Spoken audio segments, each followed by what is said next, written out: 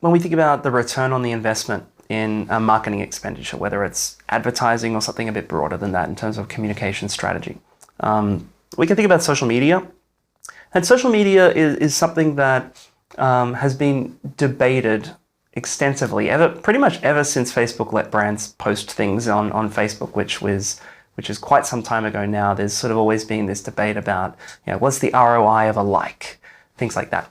My perspective on that is a little bit different, because you need to see how social media and what you're doing with your brand or your company in social media, you gotta think about how that fits into the bigger picture of what you're doing with marketing. So yes, you want to spend money on, say, placing an ad on Facebook or placing an ad on some website or in a magazine or a newspaper or a TV or whatever it might be.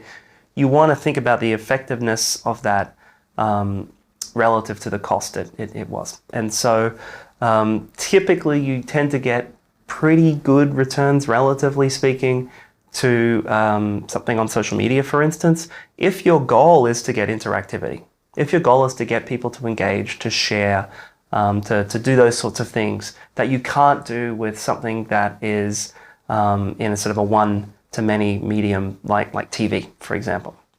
Now, TV, though, can give you massive reach, but you got to pay for that reach. And so it's really an industry debate at the moment.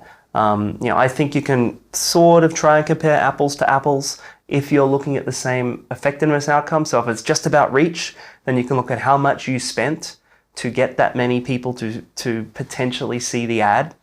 But if you're thinking about other forms of engagement, like sharing, word of mouth, clicking through to a website and buying something, just liking something, which is sort of a form of social endorsement, then you're not going to get that in traditional channels. So it's not really an apples to apples comparison. So you have to be careful with that.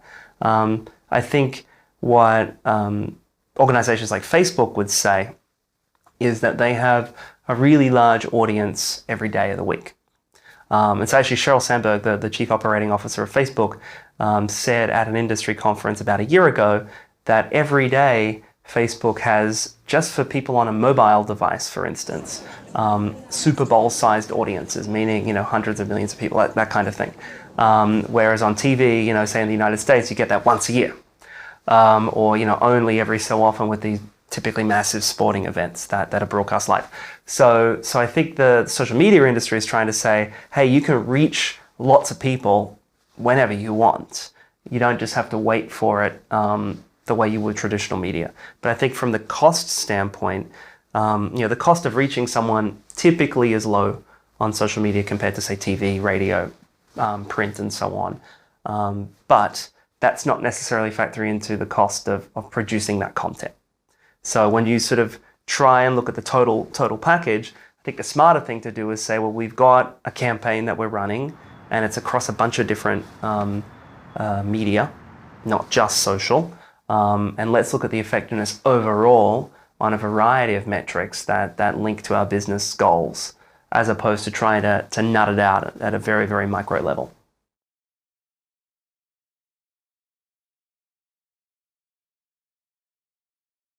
So I think the rise of social media has gotten marketers thinking about how they can innovate across a whole host of forms of advertising and communications. So I think if you think about what social media got that, say, TV doesn't have, is this interactivity. So I think we see ads that are more conversational, maybe more thought-provoking. Like if you think about posting something, say, on Instagram as a brand, and you want to get a conversation started, there's a certain style that you might then use, or you might actually have, text in that image that asks a question, or some call to action. I think we see that now, that style, also in other forms of advertising, because they realize that there's a way to prompt conversations. Sure, you can have that dialogue back and forth with customers in social, and you can see it happening, but you could do that with traditional media as well. You're just not going to see the answers. But getting people talking about your brand is probably a good thing. Talking favorably about your brand is probably a good thing. So I think there's this sort of notion of taking some of those elements of social, which are really about conversations, and prompting conversations, and putting them into sort of non-social formats. So I think we're seeing that I think the other thing that we see in sort of how these things, sort of how social's influencing traditional, is actually sort of a bigger picture aspect in terms of making sure all of it fits together. So I think when you think about your media mix, for instance, as a marketer or a media planner or a media buyer or strategist, you're thinking about how not these channels in silos anymore. You're thinking about how they can operate together, sort of synergistically, really, to support each other. So maybe you run a TV ad that is thought-provoking, maybe even a little bit edgy, controversial, and that drives people to go and talk about it on social media. Or you have a billboard even that is, again, maybe thought-provoking or controversial, and people start taking photos of it.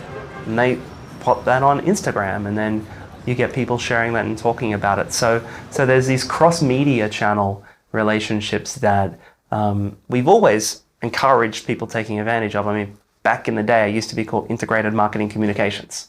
But now there's just more touch points and more channels that you can add to that integrated mix. But this sort of spillover from one to the other, I think, is extremely effective if you can make that happen. And it can go from traditional to social from traditional, both ways, back and forth over time. But it's part of the planning now.